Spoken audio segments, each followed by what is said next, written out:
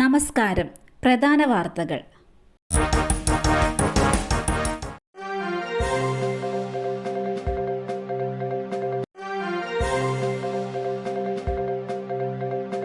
BJP. നേതാവിന്റെ വീടിന് നേരെ ബോംബേറ്. കണ്ണൂർ കല്യാശ്ശേരിയിൽ പ്രാദേശിക ബി.ജെ.പി. നേതാവിന്റെ വീടിന് നേരെ ബോംബേറ്. കല്യാശ്ശേരി മണ്ഡലം ജനറൽ സെക്രട്ടറി ബിജു നാരായണന്റെ വീടിന് നേരെയാണ് ആക്രമണം. ഇന്ന് പുലർച്ചെ 2:30-ഓടെയാണ് സംഭവം. പിന്നിൽ CPM എന്ന് ബി.ജെ.പി. ആരോപിച്ചു. ചരിത്രത്തിലാദ്യം അമ്മത്തൊട്ടിലിൽ ഒരു ദിനം 3 കുഞ്ഞുങ്ങൾ. തിരുവനന്തപുരത്ത് 2ഉം ആലപ്പുഴയിൽ 1 കുഞ്ഞിനെയുമാണ് അമ്മത്തൊട്ടിലിൽ ലഭിച്ചത്. ആദ്യമായാണ് ഒരു ദിവസം 3 കുട്ടികളെ ലഭിക്കുന്നതെന്ന് ശിശുക്ഷേമ സമിതി ജനറൽ സെക്രട്ടറി അരുൺ ഗോപി പറഞ്ഞു. ലഭിച്ചത് 3ഉം പെൺകുട്ടികളാണ് എന്നതും ശ്രദ്ധേയം. ആലപ്പുഴയിൽ 20 ദിവസം പ്രായമായ കുഞ്ഞിനെയാണ് ലഭിച്ചത്. തിരുവനന്തപുരത്ത് കിട്ടിയ കുട്ടികൾക്ക് 2 ആഴ്ച പ്രായം വരും. ആലപ്പുഴയിലെത്തിയ കുട്ടിക്ക് വീണ എന്നും തിരുവനന്തപുരത്തെത്തിയ 2 കുട്ടികൾക്ക് അക്ഷരയെന്നും അഹിംസയെന്നും പേരിട്ടു. ഷാഫിക്കെതിരെ അധിക്ഷേപ പരാമർശം. CPM ജില്ലാ സെക്രട്ടറിക്കെതിരെ കേസെടുക്കാനാവില്ലെന്ന് പോലീസ്.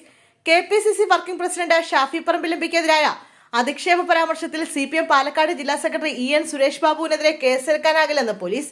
ഇക്കാര്യം ചൂണ്ടിക്കാട്ടി പാലക്കാട് നോർത്ത് പോലീസ് ACPക്ക് റിപ്പോർട്ട് നൽകി. സുരേഷ് ബാബുവിനെതിരെ Palakkad block Congress committee president CV സതീഷാണ് പരാതി നൽകിയത്.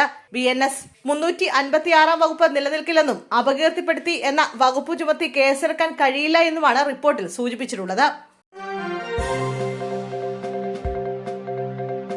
വാഹന പരിശോധനയ്ക്കിടെ 19-കാരിയെ ബലാത്സംഗം ചെയ്ത സംഭവം. തിരുവണ്ണാമലയിൽ പോലീസുകാരെ പിരിച്ചുവിട്ടു. തിരുവണ്ണാമല ഈസ്റ്റ് പോലീസ് സ്റ്റേഷനിലെ കോൺസ്റ്റബിൾമാരായ സുരേഷ് രാജ്, സുന്ദർ എന്നിവരെയാണ് പിരിച്ചുവിട്ടത്. ഏന്തൽ ചെക്ക് പോസ്റ്റിനോട് ചേർന്ന ഡ്യൂട്ടിയിലുണ്ടായിരുന്ന തിരുവണ്ണാമല ഈസ്റ്റ് പോലീസ് സ്റ്റേഷനിലെ കോൺസ്റ്റബിൾമാരായ സുരേഷ് രാജും സുന്ദറും ചേർന്നാണ് 19-കാരിയെ ബലാത്സംഗം ചെയ്തത്. പെൺകുട്ടിയുടെ സഹോദരൻ നൽകിയ പരാതിയിൽ ഇരുവരെയും മണിക്കൂറുകൾക്കുള്ളിലാണ് തിരുവണ്ണാമല പോലീസ് അറസ്റ്റ് ചെയ്തത്.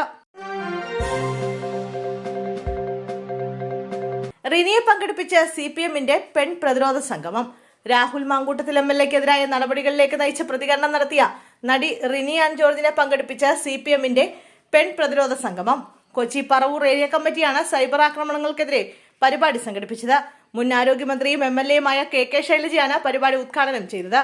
CPM നേതാവ് KJ ഷൈൻ അടക്കമുള്ളവർ പരിപാടിയിൽ പങ്കെടുത്തു. സ്ത്രീകൾക്കെതിരെയുള്ള അധിക്ഷേപങ്ങൾക്കും സൈബർ ആക്രമണങ്ങൾക്കുമെതിരെ പെൺ പ്രതിരോധം എന്ന പേരിലാണ് CPM പറവൂർ ഏരിയ കമ്മിറ്റി പരിപാടി സംഘടിപ്പിച്ചത്.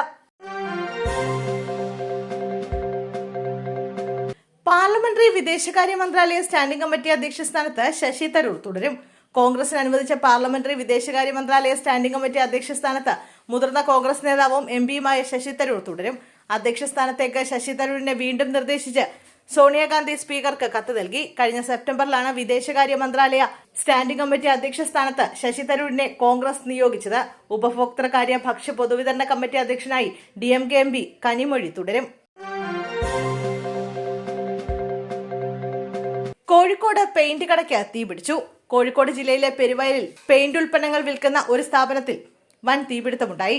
കളർ മാർട്ട് എന്ന പേരുള്ള ഈ സ്ഥാപനം സ്ഥിതി ചെയ്യുന്ന കെട്ടിടത്തിലാണ് സംഭവം. തീ പടർന്നു പിടിച്ചതിനെ തുടർന്ന് സ്ഥാപനം പൂർണ്ണമായും കത്തിനശിച്ചെങ്കിലും ജീവനക്കാർ ഉടൻ തന്നെ സുരക്ഷിത സ്ഥാനത്തേക്ക് മാറിയതിനാൽ ആർക്കും ആളപായമോ പരിക്കുകളോ ഉണ്ടായില്ല. തീപിടുത്തം ശ്രദ്ധയിൽപ്പെട്ടയുടൻ ജീവനക്കാർ ഓടി രക്ഷപ്പെട്ടത് വലിയ ദുരന്തം ഒഴിവായി. തീ പടരാനുള്ള കാരണം എന്താണെന്ന് ഇതുവരെ വ്യക്തമായിട്ടില്ല. ബന്ധുവിനൊപ്പം ബൈക്കിൽ പോകവെ റോഡിലെ കുഴിയിൽ വീണ അപകടം. ആലപ്പുഴയിൽ ചികിത്സയിലായിരുന്ന വയോധിക മരിച്ചു. കായംകുളം കാക്കനാട് കങ്കാലേ റോഡിലായിരുന്നു അപകടമുണ്ടായത്. ഇന്നലെ ബന്ധുവിനൊപ്പം ബൈക്കിൽ പോകവെ റോഡിലെ കുഴിയിൽ വീണിരുന്നു തുളസി. ഗുരുതര പരിക്കേറ്റ് ചികിത്സയിലിരിക്കെ ഇന്ന് വൈകിട്ടോടെ മരണം സ്ഥിരീകരിക്കുകയായിരുന്നു. ബിരുദാനന്തര ചടങ്ങിനായി എത്തിയ വിദ്യാർത്ഥികൾ മൂവാറ്റുപുഴയിൽ കുളിക്കാനിറങ്ങി. പിന്നാലെ എത്തിയത് ദുരന്തം. എറണാകുളം പിറവം രാമമംഗലത്ത് മൂവാറ്റുപുഴയാറിൽ കുളിക്കാനിറങ്ങിയ യുവാവ് മുങ്ങി മരിച്ചു. ചോറ്റാനിക്കര സ്വദേശി ആൽബിനാണ് മരിച്ചത്. ഒപ്പമുണ്ടായിരുന്ന വയനാട് സ്വദേശി അർജുനായി തെരച്ചിൽ തുടരുകയാണ്. പിറവത്ത് നിന്നുള്ള ഫയർഫോഴ്സ് സംഘവും സ്കൂബ ടീമുമാണ് തെരച്ചിൽ നടത്തുന്നത്. ഒഴുക്കിൽപ്പെട്ടപ്പോൾ കൂടെയുണ്ടായിരുന്ന ഒരാൾ നീന്തി രക്ഷപ്പെട്ടു. മൂവാറ്റുപുഴ ഇലാഹിയ കോളേജ് വിദ്യാർത്ഥികളാണിവർ. ബിരുദദാന ചടങ്ങുകൾക്കായി എത്തിയതായിരുന്നു. KP മോഹൻ MLA കയ്യേറ്റം ചെയ്ത സംഭവം. 20 പേർക്കെതിരെ കേസ്. സംഘം ചേർന്ന് തടഞ്ഞുവെച്ചു എന്ന കുറ്റമാണ് ചുമത്തിയത്. പരാതി നൽകാനില്ലെന്ന നിലപാടാണ് KP മോഹൻ MLA സ്വീകരിച്ചത്. എന്നാൽ പോലീസ് സ്വമേധയാ കേസെടുക്കുകയായിരുന്നു. പെരിങ്ങത്തൂർ കരിയാട് വെച്ചാണ് സംഭവം ഉണ്ടായത്. മാലിന്യ പ്രശ്നം പരിഹരിക്കാത്തതിനെ തുടർന്ന് പ്രതിഷേധിച്ചാണ് നാട്ടുകാർ കയ്യേറ്റം ചെയ്തത്. പ്രതിഷേധക്കാർക്കിടയിലൂടെ MLA നടന്നുപോയപ്പോഴായിരുന്നു കയ്യേറ്റം.